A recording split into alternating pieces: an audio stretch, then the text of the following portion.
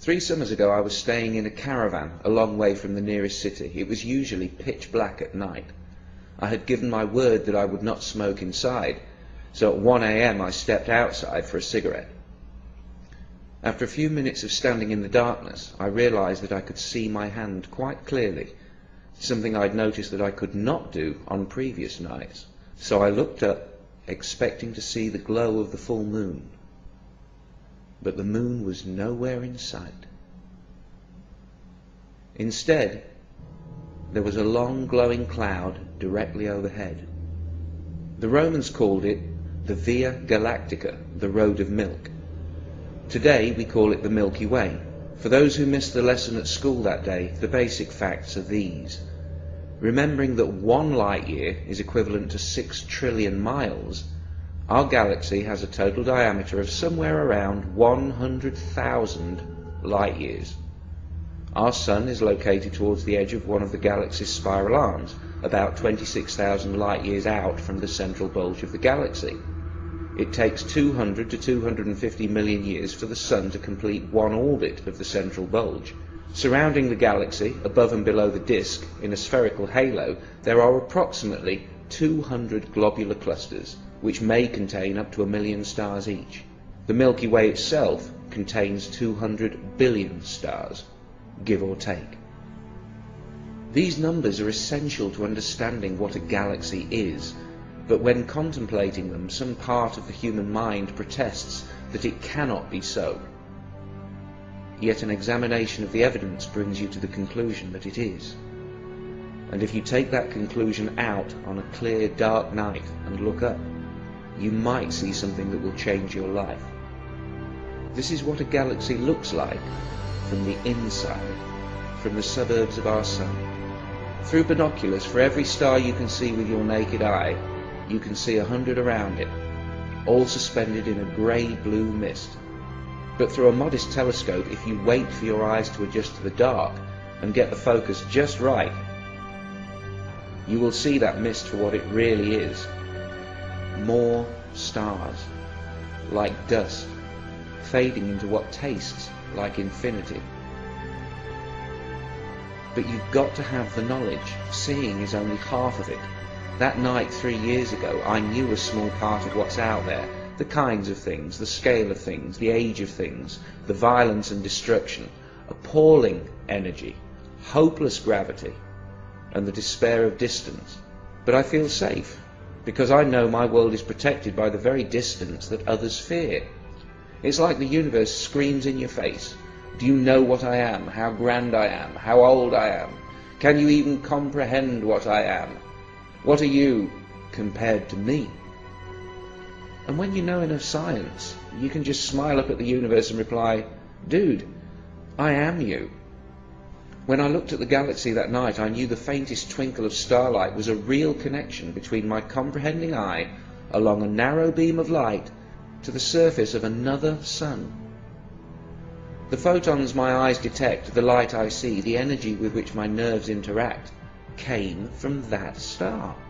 I thought I could never touch it, yet something from it crosses the void and touches me. I might never have known. My eyes saw only a tiny point of light, but my mind saw so much more. I see the invisible bursts of gamma radiation from giant stars converted into pure energy by their own mass, the flashes that flashed from the far side of the universe long before Earth had even formed. I can see the invisible microwave glow of the background radiation left over from the Big Bang. I see stars drifting aimlessly at hundreds of kilometers per second, and the space-time curving around them. I can even see millions of years into the future. That blue twinkle will blow up one day, sterilizing any nearby solar systems in an apocalypse that makes the wrath of human gods seem pitiful by comparison. Yet it was from such destruction that I was formed. Stars must die so that I can live. I stepped out of a supernova. And so did you.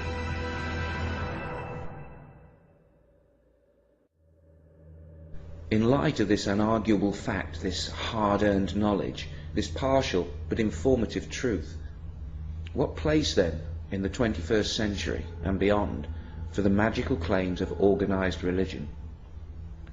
The first religions were primitive by any definition. For reasons of limited population, communication and plain old geography, they never grew to be anything other than a local concern. But religions mutate in time and grow in sophistication as each generation of holy men learn what works and what doesn't, what makes people obedient and what causes rebellion, what ideas people can easily escape and which will haunt them until they have to pray just to stop the nagging fear. When populations grew due to the slow but steady growth of knowledge, as if confronted by a bumper harvest, the religions went into an arms race with each other. From gods of wind and thunder and sea, the threats, incentives and claims of power escalate until every dominant organized religion has a god that is all-powerful, all-loving, all-seeing, and words like infinity and eternity are deployed cheaply, while all other words are open to abuse until they mean exactly what the religions want them to mean. That night under the Milky Way, I, who experienced it, cannot call the experience a religious experience, for I know it was not religious in any way. I was thinking about facts and physics, trying to visualize what is, not what I would like there to be. There's no word for such experiences that come through scientific and not mystical revelation. The reason for that is that every time someone has such a mindgasm, religion steals it, simply by saying, you had a religious experience. And spiritualists will pull the same shit. And both camps get angry when an atheist like me tells you that I only ever had these experiences after rejecting everything supernatural. But I do admit that after such experiences, the moments when reality hits me like a winning lottery ticket, I often think about religion and how lucky I am that I am not religious. You want to learn something about God? Okay. This is one galaxy. If God exists, God made this. Look at it, face it, accept it, adjust to it, because this is the truth, and it's probably not going to change very much. This is how God works. God would probably want you to look at it, to learn about it, to try to understand it. But if you can't look, if you won't even try to understand, what does that say about your religion? As Bishop Lancelot Andrewes once said, the nearer the church, the further from God. Maybe you need to run away from the mosque, away from the church, away from the priest and the imams, away from the books, to have any chance of finding God. Squeeze a fraction of a galaxy into your mind, and then you'll have a better idea of what you're looking for. To even partially comprehend the scale of a single galaxy is to almost disappear. And when you remember all the other galaxies, you shrink 100 billion times smaller still. But then you remember what you are. The same facts that made you feel so insignificant also tell you how you got here. It's like you become more real. Or maybe the universe becomes more real. You suddenly fit. You suddenly belong. You do not have to bow down. You do not have to look away. In such moments, all you have to do is remember to keep breathing. The body of a newborn baby is as old as the cosmos. The form is new and unique, but the materials are 13.7 billion years old, processed by nuclear fusion in stars, fashioned by electromagnetism. Cold words for amazing processes. And that baby was you, is you. You're amazing, not only alive, but with a mind. What fool would exchange this for every winning lottery ticket ever drawn? When I compare what scientific knowledge has done for me and what religion tried to do to me, I sometimes literally shiver. Religions tell children they might go to hell and they must believe, while science tells children they came from the stars and presents reasoning they can believe. I've told plenty of young kids about stars and atoms and galaxies and the Big Bang, and I have never seen fear in their eyes, only amazement and curiosity. They want more. Why do kids swim in it? and adults drown in it? What happens to reality between our youngest years and adulthood? Could it be that someone promised us something so beautiful that our universe seems dull, empty, even frightening by comparison? It might still be made by a creator of some kind, but religion has made it look ugly. Religion paints everything not of itself as unholy and sinful, while it beautifies and dignifies its errors, lies and bigotry, like a pig wearing the finest robes. In its efforts to stop us facing reality, religion has become the reality we cannot face. Look at what religion has made us do to ourselves and to each other. Religion stole our love and our loyalty and gave it to a book, to a telepathic father that tells his children that love means kneeling before him. Now, I'm not a parent, but I say that those kids are going to turn out messed up. It cannot be healthy for a child or a species.